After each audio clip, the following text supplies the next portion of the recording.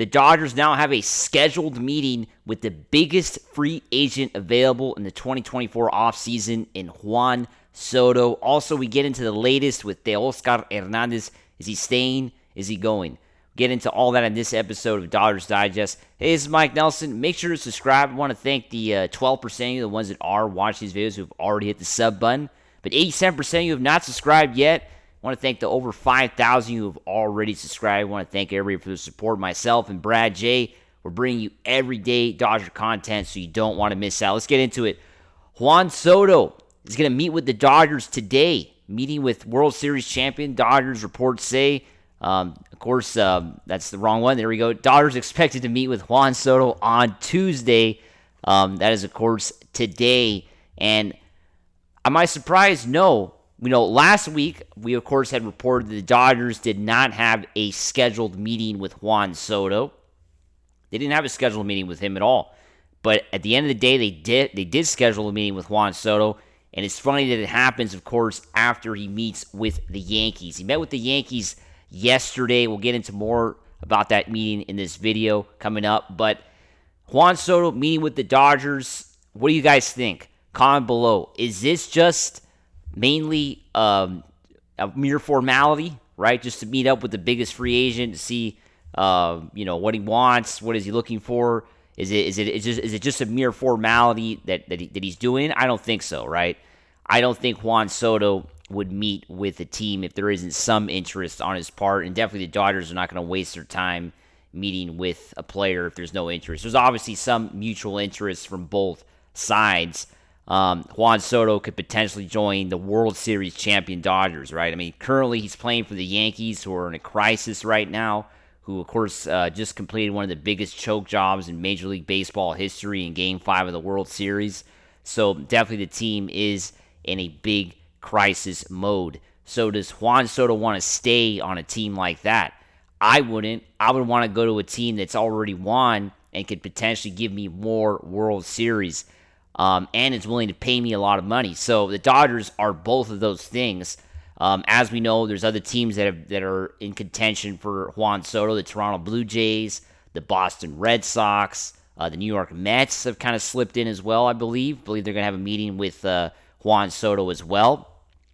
But are these guys really real players in this? I mean, I don't think they are. I mean, maybe the Blue Jays have some capital. We know they have some pretty rich owners. Of course, Rogers Media, very big media company in Canada. So, there is that. They got a lot of capital, but it's Canada. I mean, the Canadian dollar is not the American dollar. The taxes are through the roof.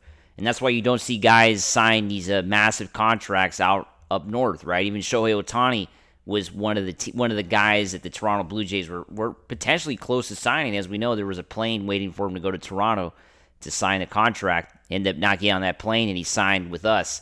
So there was some interest. Juan Soto already met with the Blue Jays and, of course, met with his latest team, the Yankees, yesterday. Now, for the reports about the meeting yesterday, it said it went very well. This is, of course, what we got from John Heyman of the New York Post. Soto's meeting with the Yankees went very well. He's scheduled to speak with the Dodgers next. Of course, that meeting probably already happened early Tuesday morning. Of course, it's now Tuesday, so that meeting with the Dodgers could have potentially already happened by the time we recorded this video, or it could be this afternoon.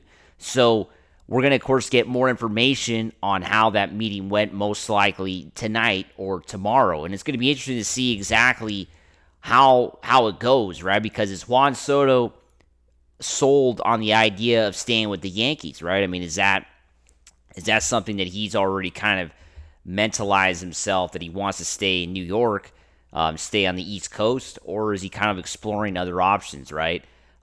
It's kind of hard to know, right? I would say that there is some interest from Juan Soto, but it comes down to the fact that I think it has to do with how many years the Dodgers are going to be willing to offer him, right? I mean, are they really going to be willing to offer him the money that he wants, right? The Dodgers definitely have that capital, but are they going to want to pay all that money, or are they going to try to give him a more team-friendly offer, $400 to $500 million? Think about it, that's team-friendly, but he wants the $650 million range. The Yankees, I think it just has to do, how much money are the Yankees offering Juan Soto? We don't really have a concrete idea of that yet. Of course, we had the reports that the meeting went well with Juan Soto yesterday on Monday, but we don't really have an idea exactly how much the Yankees are gonna be willing to pay him. Right? Are they willing to just bet the whole team away on Juan Soto and pay him everything that he wants, or are they going to kind of think about it, right? I mean, Juan Soto is definitely a very talented player. He is arguably, going to be one of the biggest players. He's already one of the biggest players in the league, but he's 26 years old. So in 4 years, this guy could potentially be the face of the league along with Shohei Ohtani, right? I mean, that is the kind of potential Juan Soto has. I know some people would probably think I'm crazy for saying that, but I really think Juan Soto has a lot of potential. He hasn't even reached that full potential yet as a player. And I think last season we kind of saw how great this guy can actually be. The guy won the World Series at 19 years old. He was extremely important for that Washington Nationals team back in 2019. And, we saw it firsthand, the Dodgers getting knocked out by the Nationals in the first round. The guy definitely has a resume to kind of ask for that kind of money, I would say. But, what are the Dodgers going to do? Are the Dodgers going to kind of wait and see? Are they kind of hesitant? We also, of course, got the reports today. I think this has a lot to do with it as well from the latest from Teoscar Hernández, right? He rejected the Dodgers' 1 year, $21 million qualifying offer. This was today. This is, of course, no surprise that he would reject the qualifying offer because he wants to, of course, be a free agent and test the free agent market and see what's out there, right? So the Dodgers know they have that situation as well. Teoscar Hernández has, of course, interests of staying with the Dodgers, also an outfielder. But if the right offer comes along and he is out the door, do the Dodgers get more aggressive for Juan Soto? I think they do. I don't know what you guys think, but if Teoscar Hernández gets a offer that he wants, that of course ends up being too much for the Dodgers. Dodgers don't want to pay all that money for an older player. Do the Dodgers become more aggressive in their pursuit of Juan Soto? Now, I think it all has to do with timelines too. How long will Juan Soto take to make his decision?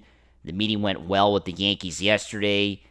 Maybe today's meeting with the Dodgers, like I said, is just a formality, basically letting the Dodgers know that he's got potentially a good offer coming from New York, and it's not going to work out. So if that's the case, then Juan Soto is definitely gone. But if Juan Soto is still leaving the door open for the Dodgers for negotiations, and is going to take his time to make a decision, is going to meet with every team, Red Sox, Dodgers, Mets, Blue Jays, maybe he'll even meet multiple times with all these teams, and the Dodgers have a shot to have a bigger and more aggressive offer second time around when meeting up with Soto, if it has to be that way, right? If the Dodgers lose Teoscar Hernandez.